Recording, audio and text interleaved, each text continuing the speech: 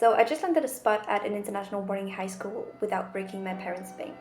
And today I'm going to be sharing my journey and how you can do this too. So by the end of this video, you'll basically know what UWC is about, what the application process is like, and also why it might or might not be the perfect fit for you. So let's get into it.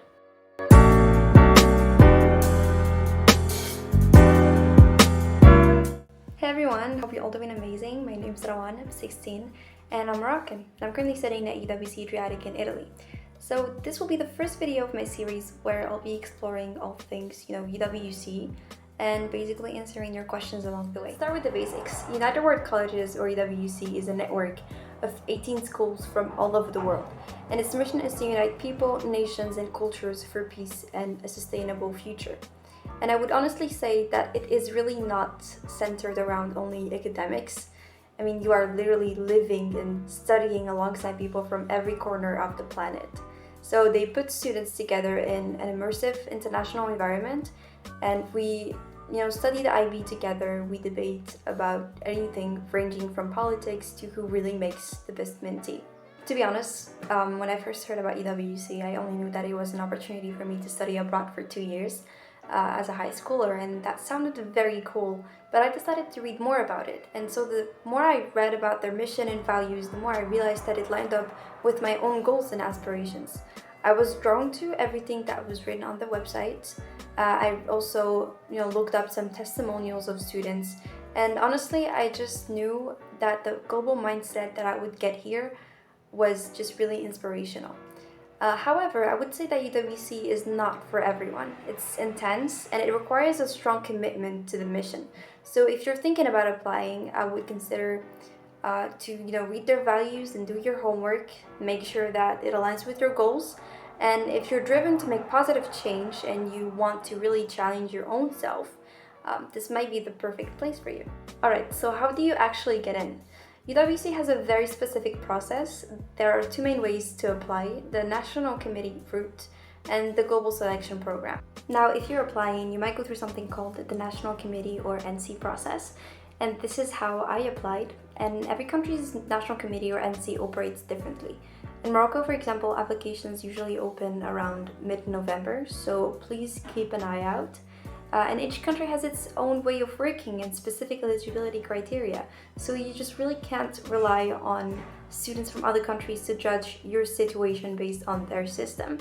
I would also say the national committees are made up of volunteers who understand not just the educational system of that state, but also the local context of applicants, so they know what to look for and they can best assess your fit for UWC.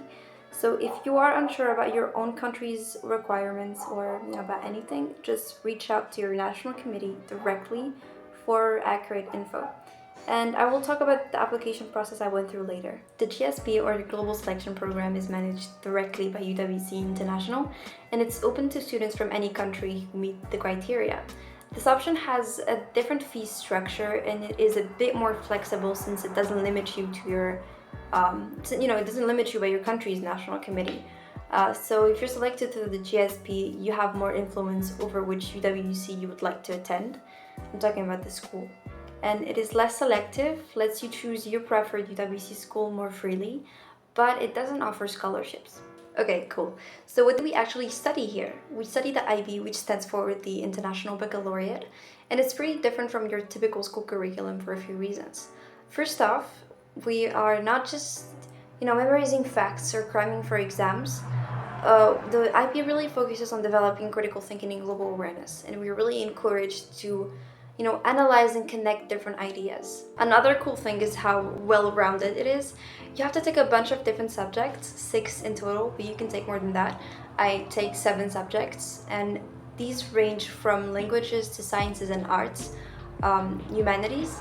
Plus, you have to be, there's a big focus on community service and self-development through the creativity, activity, and service, stands for CAS component, where you basically engage and you're committed to various projects that benefit others. And I know this sounds very new and confusing, so we'll make sure to touch on this in more detail in the upcoming videos. But for now, the gist is that besides studying, you also have to engage in some other activities. These include CAST, which I mentioned before, creativity, activity, and service. And these activities are part of your IB requirements, so you basically have to complete them to pass the program. And I think that is the beauty of the IB. You're not just hitting the books, you're really becoming a well-rounded person, and you're gaining real-life skills and experiences that just go well beyond the classroom. For example, here at UWC Adriatic, we have a ton of options for physical and creative activities. You can go skiing, sailing, and kayaking, and if you're more into grounded activities, there's climbing, football, frisbee, and way more. Plus, we have creative activities like chess, sewing, Model United Nations, MUN, and TEDx. Overall, you're just having fun while also fulfilling the IB requirements. Last but not least, tests. The IB has a unique assessment style. Instead of relying solely on final exams, you will also do projects, presentations, and essays, really long essays, that count towards your final grade. So it might seem intense, and it might be intense. The IB really prepares you for university, and just besides that, you are really getting encouraged by skills that just go well beyond your textbook knowledge, and that is really cool. Life at UWC Adriatic has been amazing so far. I mean, I'm only halfway through my first term in my first year, but I've already learned so much. Not just academically speaking, the thing is there's a huge focus on sharing cultures, which has really allowed me to show so much about Morocco. I went from casual talks and chit-chat with friends to presenting poems I've written in Darija, Berber, French, and English, and I'm really able to bring a little bit of home here. Especially because I am the only one representing the Moroccan National Committee here at UWC Adriatic. And the thing is, I feel so proud of my background every day, and it is awesome how the UWC community really values each person's culture. You're part of a global family here, and it's not only within UWC. Sometimes we present our culture to people outside our UWC bubble, which is super rewarding. So what's the application process like? Well, this is my experience, and I encourage you to reach out to someone from your national committee for their insights as well. But the national committee process usually involves essays, interviews, and a lot of group activities, and it's really based on who you are, your interests, and what you can bring to the UWC community. The process is basically divided into 3 main stages. First up is the written application, which you can submit online, and I'll show you how to do that in just a moment. This part involves writing a bunch of essays to help the community get to know you better. And I know this sounds super cliche, but seriously, be yourself, be authentic.